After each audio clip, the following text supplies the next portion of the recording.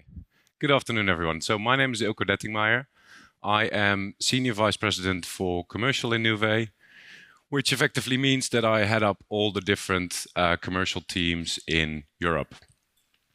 So I've been in the payments industry for over a decade now, in numerous different businesses, and with Nuvei now for a bit over 2.5 years. On a personal note, I'm Dutch, as you probably can see by either my appearance or accent, but living in Belgium for the last 10 years.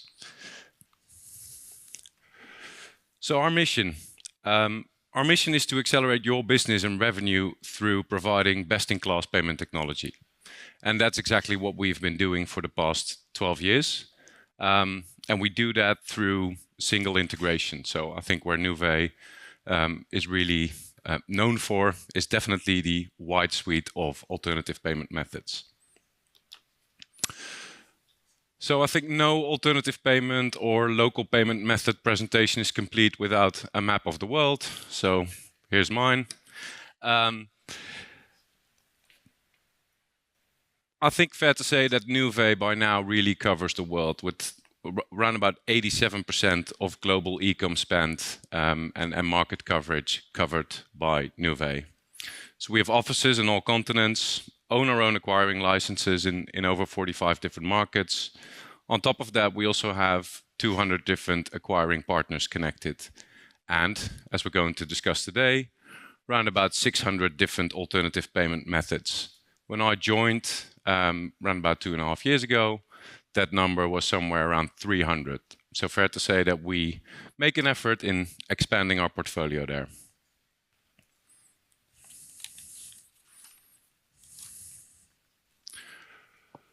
Like I said before, where Nuvei stands apart is not only the amount, but also the amount of direct integrations that we have to different alternative forms of payment.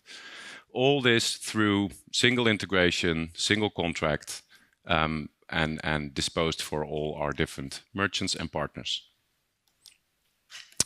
So now to the real topic. Why are alternative forms of payment so important? And it was already referred, we're in a market now where 90% of the market is actually non-cards.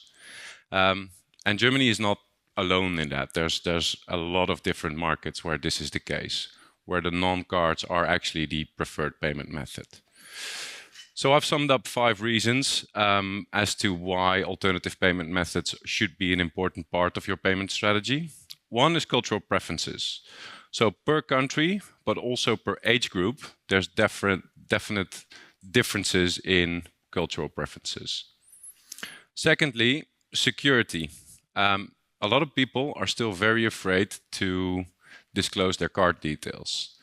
Not necessarily in Europe or in the US, but in many markets that is something that we're getting. Convenience and flexibility, and this has been the biggest fuel to the rise, I think, of things like BNPL, where some of the convenience that you have with a card around paying later or paying in different terms are being made available outside of the card infrastructure.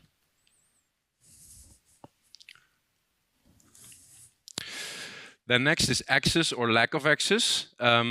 Some consumers just don't have access to cards or don't have access to banks. I think if we look into the African market as an example, there are so many markets and countries where cards are not used, where there's a very high percentage of unbanked people and where everything is about the mobile phone. So they basically skipped 1 or 2 steps that we've seen in Europe and the US. Socioeconomic, lastly, I think due to the pandemic, it definitely adopted,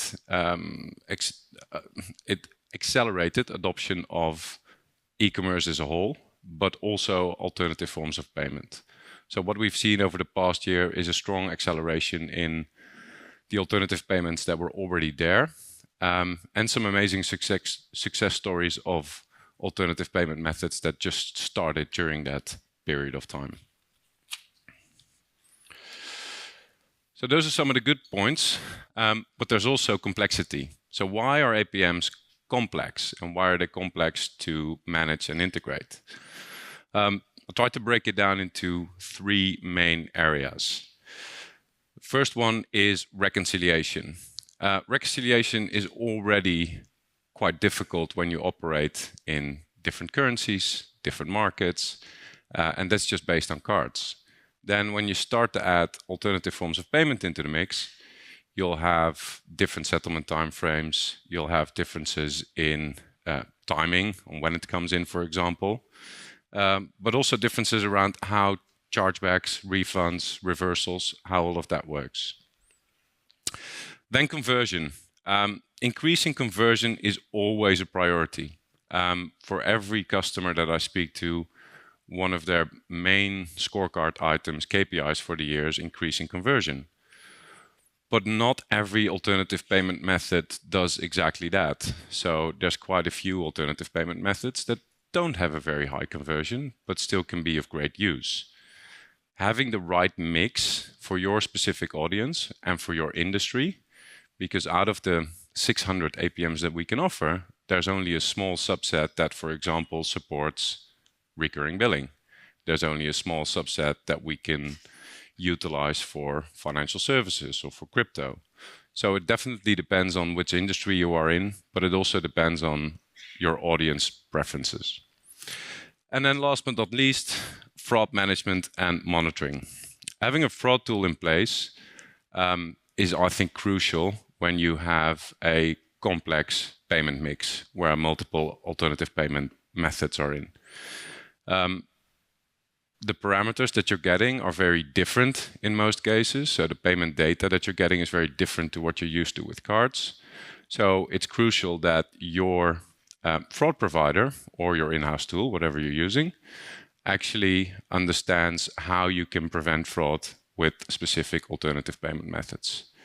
Great example is now a lot of these new bank transfer-based payment methods, or whether it's in Europe or the US, it is quite complex to manage fraud on that.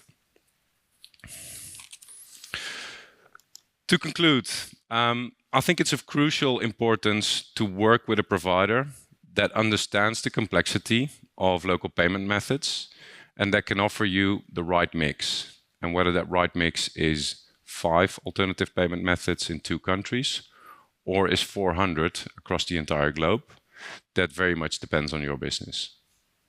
Thank you.